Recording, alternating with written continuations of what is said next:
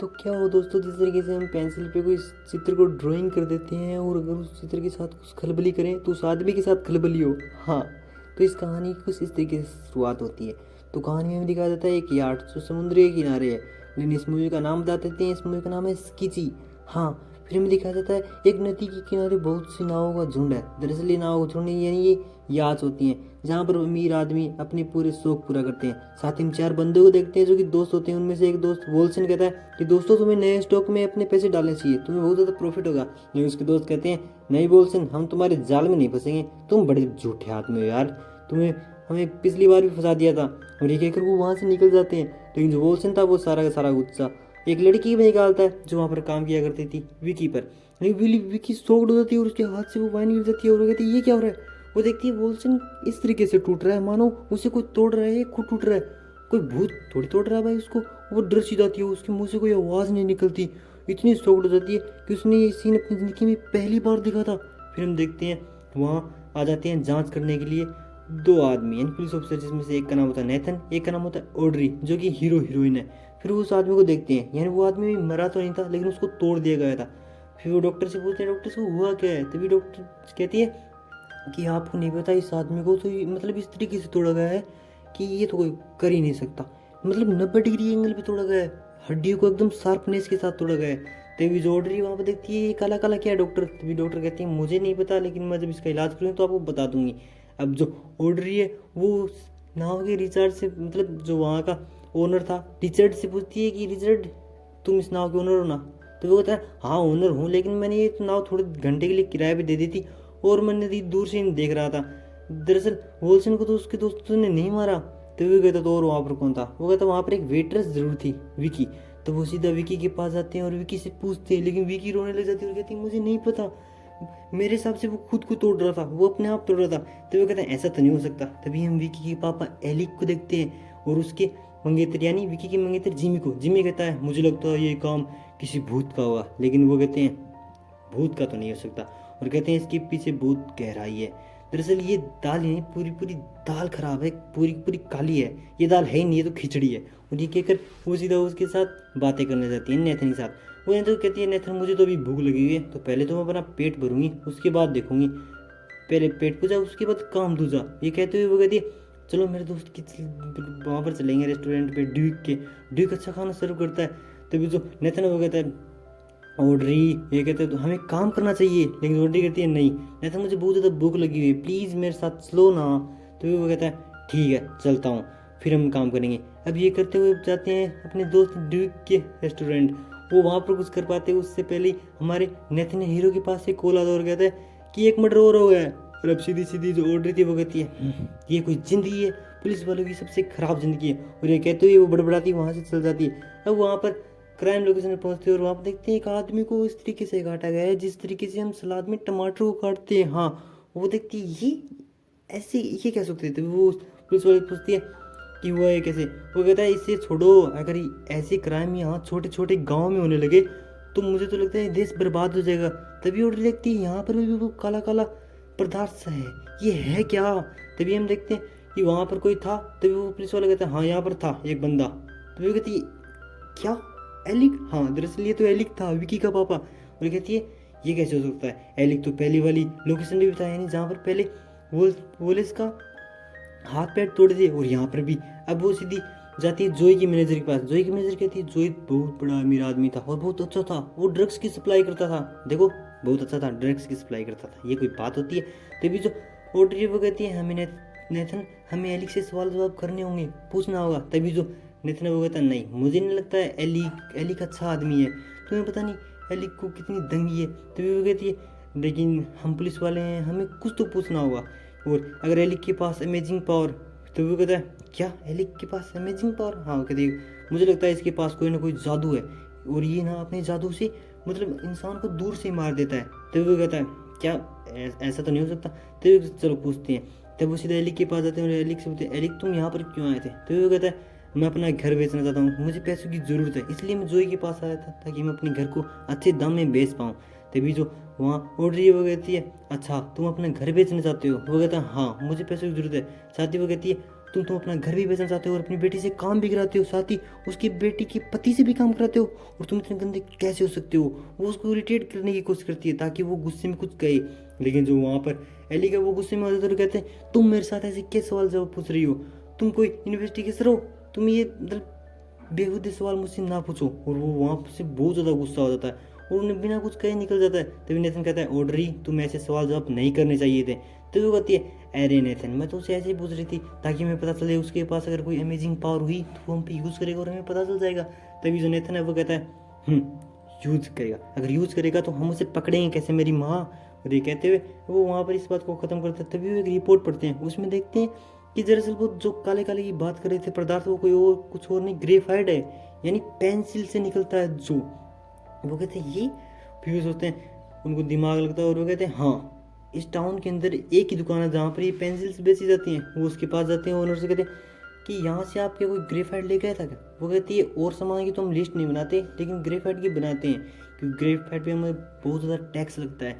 तभी वो उसको एक लिस्ट दे देते हैं जिनमें मतलब उन आदमियों के नाम लिखे हुए थे जिन्होंने खरीदी थी। अब वो पूरे खुश थे ताकि उन्हें पता चल जाएगा कि किलर कौन है। लेकिन वो देखती है ये क्या, इसके अंदर और कोई का नहीं बल्कि जिमी का नाम है। वो कहते हैं ये केस तो उलझता सा जा रहा है, जिमी ने क्यों पेंसिल ली होगी। तभी वो कहते हैं अब तो सीधे लगता है जिमी के पास ही पावर है और हमें पहले प्लान बनाना होगा, अगर जिमी ने हमारे साथ कुछ कर दिया तो। अब वो सीधे जाते हैं हमारी रेबिका के पास। हाँ वो रेबिका से कहते हैं रेबिका तुम्हें हमारी मदद करनी होगी। रेबिका कहती है कैसी मदद। वो कहती है हम तुम्हें एक गन देंगे बेहोशी वाली, जिससे अगर हम पे कोई हमला करेगा तो तुम इसे शूट कर देना। वो कहती है तो हमला कौन करेगा मेरी माँ। तो वो कहते हैं हाँ ये बात तो सही। वो कहती है हम एक बंदे के पास जाएंगे, अगर हम बिना वजह ज़मीन पे पड़कर टूटने टाटने लगे तो तुम उस बंदे को शूट कर देना।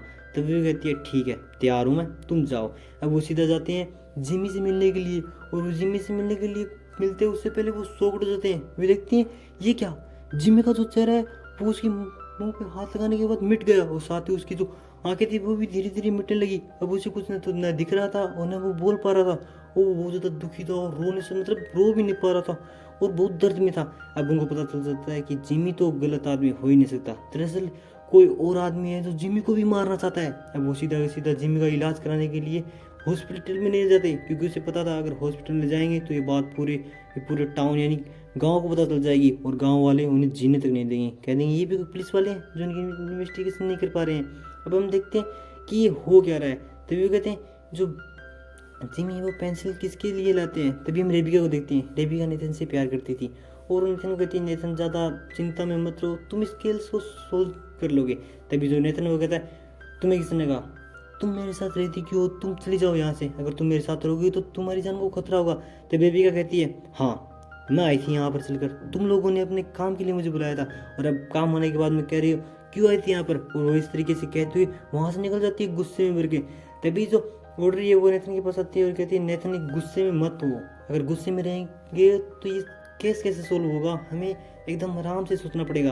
तो वे कहती है कि जो जिमी है वो पेंसिल्स यानी ग्रेफाइट किसके लिए लाता था।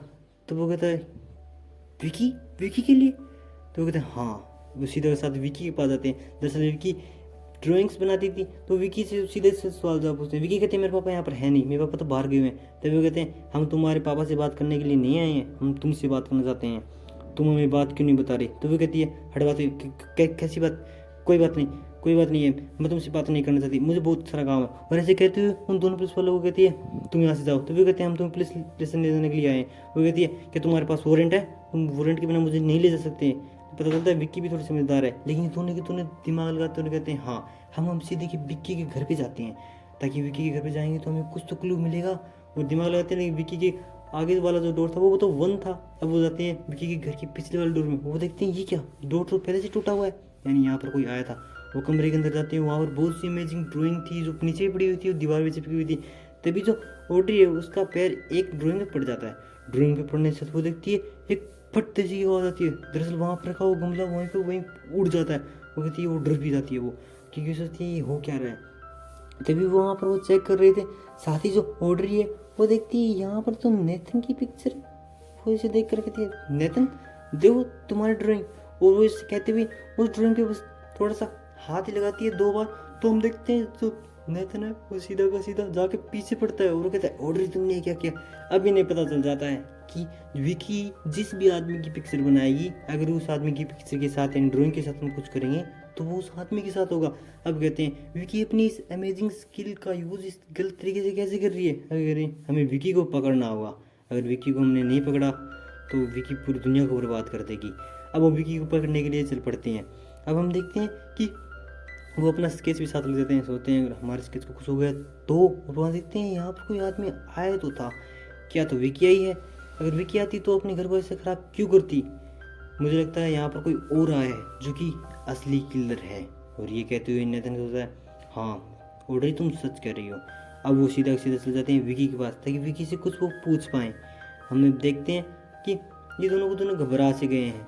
हम देखते हैं जिस आदमी के यानी वो जिस आदमी के हाथ पैर टूटे थे अब वो ठीक हो गया। और उसी तरह उससे पूछते हैं कि तुम्हारे और विकी के बीच में क्या चल रहा है। वो कहता है विकी तो बहुत मामूली लड़की है, उसके साथ मुझे कुछ नहीं चल रहा। वो कहता है मुझे शक है रिचर्ड पे। वो कहता है रिचर्ड पे? हाँ कहता है जो नाव का ओनर है वो ड्रग्स सप्लाई करता है और वो उसने मुझे धोखे से अपने काम में शामिल कर लिया और वो मेरे 10 लाख रुपए मांगता है तो मैंने उसके 10 लाख रुपए नहीं दिए, इसलिए उसने मुझे इतनी चोट पहुंचाई है। और कहती है इसका पक्का जो किलर है वो रिचर्ड ही है। अब उनको दिमाग सेट हो जाता है। वो कहते हैं रिचर्ड से तो मिलना पड़ेगा कैसे न कैसे। अब उसे दोनों को डर भी लग रहा था अगर वो रिचर्ड से मिलेंगे तो रिचर्ड उन्हें कुछ कर ना दे। तभी हम देखते हैं अब वो सीधे से रिचर्ड से नहीं मिलते। अब वो सोचते हैं कि हम विकी से मिलेंगे और विकी हमें पूरी इस बात पर बताएगी। अब विकी से पूछते हैं और विकी से कहते हैं विकी में बताओ। वो कहती है नहीं मुझे तो कुछ पता ही नहीं। वो कहती है जिमी को भी कुछ हुआ है। वो कहती है जिमी को क्या हुआ है। वो कहती है जिमी पूरी तकलीफ में है। तभी वो अपनी सारी बात बताती है। वो कहती है एक दिन की बात है जब मैं नाव के ऊपर एक पास में कोई एनिमल था उसकी मैं पिक्चर बना रही थी। तभी रिचर्ड मेरे पास आता और कहते तुम ये क्या काम कर रही हो और वो मेरे ड्राइंग को मतलब मसल देता। तभी हम देखते हैं कि जो पास में जिस मतलब एनिमल की मैं पिक्चर बना रही थी वो भी उस तरीके से मसल जाता है। अब रिचर्ड को मेरी जो खूबी थी उसके बारे में पता चल गया था तो रिचर्ड ने मुझसे कई ड्राइंग बनाई। तो वो कहता तुमने ड्राइंग बना के क्यों दी। उसने कहा कि मेरे पापा ने रिचर्ड से 5 लाख रुपए उधार लिए थे और वो कह रहा था अगर तुम मुझे ड्राइंग बना के दोगी तो मैं तुम्हारे पापा के माफ़ कर दूंगा। लेकिन मुझे क्या पता था वो इसका काम बहुत गलत करने वाला है। वो मैंने उससे जो शहर के अमीर आदमी थे उनकी बना दी। साथ ही मैंने एक शहर की ड्राइंग बनाई थी पूरी की पूरी शहर की और वो भी अब रिचर्ड के पास है। यानी रिचर्ड अब चाहे वहाँ पर कब्जा कर सकता है क्योंकि रिचर्ड के पास इस पूरी शहर का मैप है और वो इस पूरे के पूरे शहर को 1 मिनट में उड़ा सकता है। फिर हम देखते हैं अब वो जाने वाले थे सीधा मिलने के लिए रिचर्ड को। क्यों? क्योंकि उन्हें पता था रिचर्ड ही किलर है और रिचर्ड के पास वो सारी पावर। तभी जो नेथन वो कहता है एक काम करो रिचर्ड की पिक्चर बना दो और रिचर्ड को मार देंगे। तो विकी कहती है नहीं सर आपसे ज़्यादा स्मार्ट रिचर्ड है। वो कहता है कैसे। रिचर्ड ने मेरी जो सारी स्किल थी उनको यूज़ किया और उसे पता चल गया कि जब मैं पहली बार किसी आदमी की पिक्चर बनाती हूँ तो उसी पर असर होता है नहीं कि दूसरी वाला आदमी पर। दूसरी बार मैं पिक्चर किसी की बनाऊंगी तो उस पर कोई असर नहीं होगा। पहली बार जो ड्राइंग बनाई उसमें पावर होगी। और उसने अपना स्केच बनवा लिया था और अब उसी का स्केच उसके पास है तो अब वो मर तो नहीं सकता सर। वो कहता है तो अब तो कुछ बड़ा ही करना होगा। इस तरीके से वो दिमाग लगाते हैं। साथ ही ऑड्री कहते हैं ऑड्री तुम सावधान रहना क्योंकि ऑड्री का जो ड्राइंग थी वो भी उसी के पास थी। हाँ अब हम देखते हैं कि ये सारे के सारे दिमाग लगा रहे हैं कि उसको किस तरीके से पकड़ेंगे। और क्योंकि वो पूरा उसके पास शहर का मैप था, वो चाहे तो शहर को 1 मिनट में उड़ा सकता है। ये सबसे बड़ी प्रॉब्लम थी। अब विकी रोने ले जाते हुए विकी कहती मैं आज के बाद में से काम कभी भी नहीं करूँगी जिससे मतलब किसी को ठेस पहुँचे। और जो रिचर्ड है वो पूरी दुनिया पे कब्जा करना चाहता है और उसने मुझे पूरी दुनिया का मैप बनाने के लिए भी कहा। वो कहता है तुम्हें ऐसा काम नहीं करना है और इस स्किल को तुम छोड़ ही दो। तो ये कहती है मैं अब ड्राइंग बनाऊंगी नहीं, कभी नहीं बनाऊंगी। अब वो सीधा रिचर्ड के पास जाने की कोशिश करते हैं। अब हम देखते हैं वो रिचर्ड को ड्यूक को जो कि एक नाव पे जहाँ पर रिचर्ड है। अब वो सीधा रिचर्ड के पास आते हैं रिचर्ड से बात कर पाए। रिचर्ड पहले एक ड्राइंग को छिपाता है, पता नहीं वो ड्राइंग कौन सी थी यानी, और साथ ही एक ड्राइंग और लेता है अपने पीछे लगोकर ताकि उन्हें डरा सके। अब वो सीधा एक मामूली आदमी उतर जाता हुआ कहता है क्या हुआ तुम्हें किलर नहीं मिला। तभी वो कहता है ज़्यादा स्मार्ट मत बोलो, हमें पता तुम ही पूरे के पूरे खेल के किलर हो। वो कहता है ज़्यादा मत करो वरना ये मैप दिख रहा है ना उड़ा दूंगा। तभी एक घर पे क्लिक करता है तो वो घर पूरा उड़ जाता है और कहता है मेरी बात मानो और यहाँ से चले जाओ, इसमें तुम्हारी भलाई है, मैं तुम्हें नहीं ठेस पहुँचाऊंगा। तभी हम देखते हैं उसे चाटे पड़ने लग जाते हैं। दरअसल पीछे ड्यूक था। हाँ ड्यूक ने उसका ड्राइंग ही अपने हाथ में ले रखा था और उसे चट्टू मारे तो वो सीधा सीधा नीचे गिर गया।